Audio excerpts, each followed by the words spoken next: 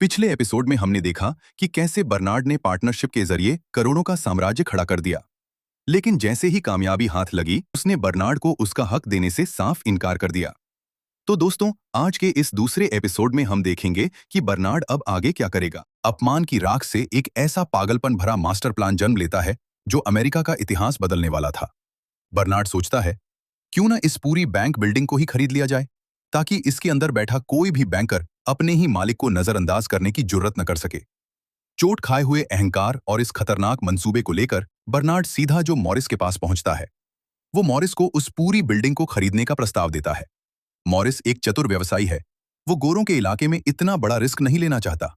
Morris कहता है, तुम अच्छी तरह जानते हो बर्नार्ड कि डाउनटाउन लॉस एंजलिस में एक भी ऐसी बिल्डिंग नहीं है जिसका मालिक कोई ब्लैक हो, और उसकी एक खास वजह है। अब मुझे इस पागलपन के पीछे का लॉजिक समझाओ। बर्नार्ड अपनी चाल चलते हुए कहता है, अगर हम इस बिल्डिंग के मालिक बन गए तो ये गोरे बैंकर हमारी ही छत के नीचे बैठकर हमें ही लोन देने से मना नहीं कर पाएंगे। और सबसे बड़ी बात, बैंकों के पास रियल एस्टेट के सारे गुप्त राज होते हैं जिनकी मदद से हम पूरे शहर के मार्केट पर कब्जा कर सकते हैं। यह खौफनाक और जीनियस विजन सुनकर मॉरिस का भी दिमाग घूम जाता है और वो इस ऐतिहासिक डील के लिए हाथ मिला लेता है। अब उन्हें इस काम के लिए एक गोरे चेहरे की जरूरत थी, एक ऐसा इंसान जो दुनिया के सामने बैंक का मालिक दिखे, जबकि असली डोर बर्नार्ड और मॉरिस के हाथों में हो। वे तय करते हैं कि मैट इस बड़े खेल में उनका फ्रंटमैन बनेगा। मैट ये सुनकर डर जाता है और कहता है कि वो इतनी बड़ी भूमिका नहीं निभा पाएगा।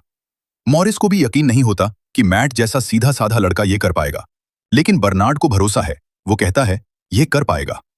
अगले दिन कैफे में मैट उदास बैठा होता है। उसे देखकर उसकी स्कूलमेट, जो वहां वेट्रेस है, उसके पास आती है और पूछती है, क्या हुआ मैट? मैट कहता है कि वो परेशान है क्योंकि उसे एक पार्टनरशिप ऑफर हुई है जिसे वह समझ नहीं पा रहा कि स्वीकार करे या नहीं। पार्टनरशिप शब्द सुनते ही उस वेट्रेस के बर्ताव में मैट के लिए अचानक सम्मान बढ़ जाता है। उस लड़की से मिली इस अहमियत को देखकर मैट का आत्मविश्वास जाग उठता है और वह फ्रंटमैन बनने के लिए तैयार हो जाता है। अब शुरू होती है ट्रेनिंग। मॉरिस मैट को गोल्फ खेलना और अमीर गोरों की तरह चलना फिरना और बात करना सिखाता है। वहीं बर्नार्ड उसे रियल एस्टेट वैल्यूएशन के जटिल गणितीय फार्मूले रटाता है। शुरुआत में मैट बहुत गलतियां करता है, जिससे मॉरिस निराश हो जाता है। लेकिन धीरे धीरे मैट की फोटोग्राफिक मेमोरी अपना कमाल दिखाती है।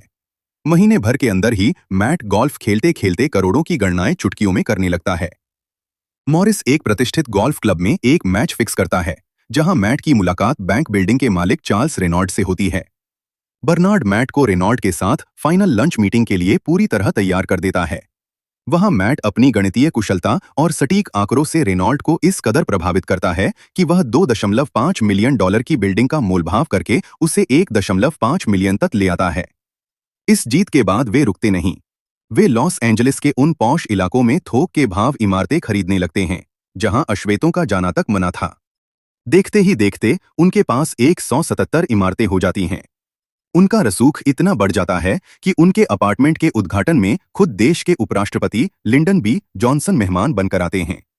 मैट अब अपनी उसी वेट्रेस प्रेमिका से शादी कर एक शानदार जिंदगी जी रहा है। साल 1963। बर्नार्ड अब एक बेहद सफल और अमीर बिजनेसमैन बन चुका है। वह अपने पिता से मिलने टेक्सास के एक छोटे से शहर में आता है। टेक्सास उस वक्त अमेरिका का सबसे कट्टर राज्य था, जहां अश्वेतों के प्रति नफरत का माहौल अब भी बरकरार था। उसका पिता कहता है कि उसे अपने बेटे पर गर्व है। बर्नार्ड उन्हें समझाता है कि कैलिफोर्निया में अश्वेतों के लिए जीना बहुत आसान है, लेकिन पिता एक कड़वी सच्चाई सामने रखते हैं। मुझे नहीं लगता कि पूरा अमेरिका कैलिफोर्निया है। यह शब्द बर्नार्ड के भीतर कुछ गहरा जगा देते हैं। अगले दिन महंगे सूट पहने हुए बर्नार्ड अपने बेटे के साथ अपने शहर की सड़कों पर निकलता है। बेटा हैरान है। लोग उन्हें इस तरह घूर रहे हैं जैसे उन्होंने कोई भयानक गुनाह कर दिया हो। बर्नार्ड दुखी होकर कहता है, मुझे अफसोस है कि तुम्हें यह सब देखना पड़ रहा है। चलते चलते वे मैनलैंड बैंक के पास पहुंचते हैं। ये वही जगह है जहां बर्नार्ड बचपन में जूते पॉलिश किया करता था और चुपचाप अमीरों की फाइनेंशियल बातें सुनकर उनके करोड़ों के सीक्रेट्स बटोरता था।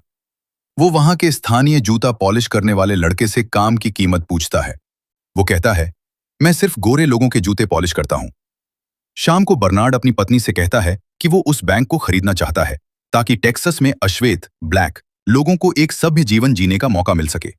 वहां के गोरे बैंकर्स जानबूझकर इतना भारी ब्याज और ऐसी शर्तें रखते थे कि कोई भी अश्वेत इंसान कभी लोन चुका ही न पाए। उनका मकसद साफ था, अश्वेत लोग कभी अपना बिजनेस खड़ा न कर सकें और हमेशा गुलाम बने रहें।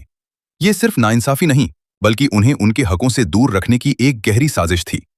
उसकी पत्नी उसकी आंखों में वो जुनून देखती है और समझ जाती है कि अगर बर्नार्ड ने कुछ ठान लिया है तो वह उसे पूरा करके ही दम लेगा। वे बैंक के मालिक रॉबर्ट फ्लोरेंस के साथ मीटिंग के लिए मैट को आगे करते हैं। मॉरिस एक ड्राइवर के भेष में मैट के साथ जाता है। बैंक का मालिक एक तय रकम पर अपना बिजनेस बेचने के लिए तैयार हो जाता है, लेकिन उसकी एक शर्त है, उसका बेटा रॉबर्ट फ्लोरेंस जूनियर बैंक में क्रेडिट एक्सपर्ट के रूप में बना रहेगा और मालिक के पास 20% शेयर रहेंगे। हर कोई डील के लिए तैयार है, लेकिन मालिक का शक्की बेटा टेढ़े सवाल दागने लगता है। वह पूछता है, डील में मैट के पार्टनर्स मौजूद क्यों नहीं हैं? और ये बर्नार्ड गैरेट और जोसेफ मॉरिस कौन हैं? मैट चतुराई से जवाब देता है, सच तो यह है कि वे इतने अमीर हैं कि छोटी मोटी बातों में पड़ना नहीं चाहते, इसलिए उन्होंने मुझे आगे रखा है। निशाना सही लगा और सौदा पक्का हो गया। बैंक अब उनके हाथ में था। बर्नार्ड ने तुरंत अपनी योजना लागू की और गुपचुप तरीके से स्थानीय अश्वेत पादरियों से मुलाकात की। उसने उनसे कहा कि वे अपने भरोसेमंद लोगों को चुनें जिन्हें लोन की जरूरत है, लेकिन शर्त यह थी कि यह बात पूरी तरह गुप्त रहे। धीरे धीरे लोगों को घर और बिजनेस के लिए लोन मिलने लगा और बैंक मुनाफे में आने लगा। लेकिन यह कामयाबी एक तूफान को दावत दे रही थी। फ्लोरेंस जूनियर, जो खुद को उस बैंक का वारिस समझता था, मैट पर दबाव बनाने लगा। वह जानना चाहता था कि ये नए लोन किन लोगों को दिए जा रहे हैं। उसने जासूसी शुरू कर दी। अंधेरी रातों में उसने देखा कि कैसे मैट गुप्त रूप से बर्नार्ड से मिलता है और उसे प्रोग्रेस रिपोर्ट देता है। उधर मैट की पत्नी, उसे लगने लगा था कि मैट सिर्फ बर्नार्ड और मॉरिस के इशारों पर नाचने वाली एक कठपुतली है। उसने मैट को टोकते हुए कहा, तुमने कहा था कि तुम पार्टनर हो, लेकिन पार्टनर सैलरी नहीं लेते, वे मालिक होते हैं। उसने अपनी अलग पहचान बनाने के लिए वादा किया कि अगला बैंक उनका अपना होगा। अगले दिन फ्लोरेंस जूनियर की मुलाकात बर्नार्ड से होती है और उसे धमकी देता है। वो कहता है कि अगर गोरे ग्राहकों को बैंक के असली मालिकों के बारे में पता चला तो वे अपना सारा पैसा निकाल लेंगे और बैंक रातों रात दिवालिया हो जाएगा। जब बर्नार्ड ने उसकी धमकी को गंभीरता से नहीं लिया, तब फ्लोरेंस ने अपना आखिरी दांव चला और बैंकिंग अधिकारियों का एक लीगल नोटिस दिखाया। उसने चुपके से सरकार को खबर कर दी थी और अब बैंक पर बहुत बड़ी सरकारी जांच होने वाली थी। खतरा बढ़ रहा था, लेकिन मैट अपनी पत्नी के उकसावे में आकर एक और बैंक ऑफ मार्लिन खरीदने की जिद पर अड़ गया। वो चाहता था कि मेन लेन के सारे अश्वेत कर्ज इस छोटे बैंक में ट्रांसफर कर दिए जाएं। चतुर बर्नार्ड को यह जोखिम पसंद नहीं था। उसे पता था कि दो बैंकों को संभालना उनके बस से बाहर होगा, लेकिन मैट ने ब्लैकमेल का रास्ता चुना। उसने कहा, मुझे मालिक बनाओ वरना मैं काम छोड़कर वापस चला जाऊंगा। बर्नार्ड और मॉरिस को झुकना पड़ा। मैट अब नए बैंक का मालिक था। बर्नार्ड की पत्नी यूनिस फिल्म के संदर्भ में बैंक में सफाई कर्मचारी का भेष बदलकर काम करने लगी ताकि वो मैट की गतिविधियों पर नजर रख सके। बर्नार्ड ने मैट को सख्त हिदायत दी थी, हर कर्ज की दोबारा जांच करना और केवल भरोसेमंद वकील के साथ काम करना। लेकिन अपनी काबिलियत के अहंकार में चूर मैट ने सब कुछ नजरअंदाज कर दिया। उसने फ्लोरेंस के सुझाए हुए वकील को ही रख लिया, वही फ्लोरेंस जिसने उनकी मुखबिरी की थी। मैट ने बिना गहराई से पढ़े, केवल दिखावे के लिए लोन पार्टिसिपेशन एग्रीमेंट्स पर हस्ताक्षर कर दिए। उधर फ्लोरेंस का फोन आया। मेन लेन बैंक में फेडरल अधिकारी जांच के लिए पहुंच चुके हैं, क्योंकि यह खबर लीक हो गई है कि बर्नार्ड और जोही इन बैंकों के असली मालिक हैं। तभी अचानक मार्लिन बैंक में भी सरकारी ऑडिट शुरू हो जाता है। सरकारी अधिकारी फाइलों को खंगालने लगते हैं। बर्नार्ड, जो वहां सफाई कर्मी की वर्दी में था, चुपके से मैट को जवाब बताकर बचाने की कोशिश करता है, लेकिन तब तक खेल हाथ से निकल चुका था। अधिकारियों ने वे सारे बड़े लोन पकड़ लिए जो उस छोटे बैंक की कानूनी सीमा से कहीं ज्यादा थे। नियमों के गंभीर उल्लंघन की वजह से सरकार तुरंत बैंक का कामकाज सस्पेंड कर देती है। उनका पूरा साम्राज्य ताश के पत्तों की तरह ढह जाता है। जैसे ही वे बैंक से बाहर निकलते हैं, एफबीआई उन्हें गिरफ्तार कर लेती है। वॉशिंगटन की गूंजती हुई अदालतों में अब यह मामला राजनीतिक मोड़ ले चुका था। सीनेटर चाहते थे कि इस मामले का इस्तेमाल बैंकिंग कानूनों को और सख्त करने के लिए किया जाए ताकि कोई और बर्नार्ड दोबारा खड़ा न हो सके। मैट को 50 साल की जेल का डर दिखाया गया और उसने अपने ही साथियों की पीठ में छुरा घोंप दिया। उसने गवाही दी कि बर्नार्ड ने उस पर दबाव डाला था। सीनेटर ने बर्नार्ड को भी एक मौका दिया। मान लो कि तुमने अपनी अमीरी के लिए कानून का गलत फायदा उठाया और तुम बच जाओगे, वरना जेल तय है। लेकिन बर्नार्ड गैरेट हार मानने वालों में से नहीं था। सुनवाई के दूसरे दिन उसने स्वीपर की वर्दी में अदालत की आंखों में आंखें डालकर कहा, यही एकमात्र तरीका था जिससे एक काला आदमी टेक्सास के बैंक में घुस सकता था। उसका भाषण नस्लीय भेदभाव के खिलाफ एक गरजती हुई ललकार थी। नतीजा वही हुआ जिसका डर था। सारी संपत्ति जब्त कर ली गई।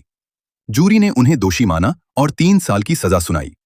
मैट अपनी गवाही के कारण आजाद रहा, लेकिन बर्नार्ड की यह कुर्बानी बेकार नहीं गई। उनकी इस बगावत ने पूरे अमेरिका को हिलाकर रख दिया। 3 साल बाद अमेरिकी कांग्रेस ने फेयर हाउसिंग एक्ट पारित किया। अब पूरे अमेरिका में रंग के आधार पर किसी को घर खरीदने या लोन लेने से वंचित नहीं किया जा सकता था। जब बर्नार्ड जेल से बाहर आया तो वो कंगाल लग रहा था, लेकिन उसके चेहरे पर एक राजदार मुस्कान थी। मॉरिस और उसकी पत्नी को समझ नहीं आ रहा था कि वो खुश क्यों हैं।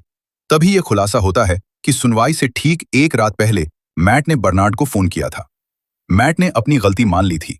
बर्नार्ड को यह अच्छी तरह पता था कि अगले दिन फैसला उनके खिलाफ आएगा और सरकार उनकी सारी संपत्ति जब्त कर लेगी। इसलिए बर्नार्ड ने मैट से एक आखिरी एहसान मांगा। बर्नार्ड ने गुप्त संपत्तियां बेचने को कहा, बल्कि उसने मैट को अपने बचे हुए पैसे सौंपे और कहा कि इससे पहले कि सरकार सब कुछ हड़प ले, तुम इन पैसों से बहामास में घर खरीद लो। कहानी का अंत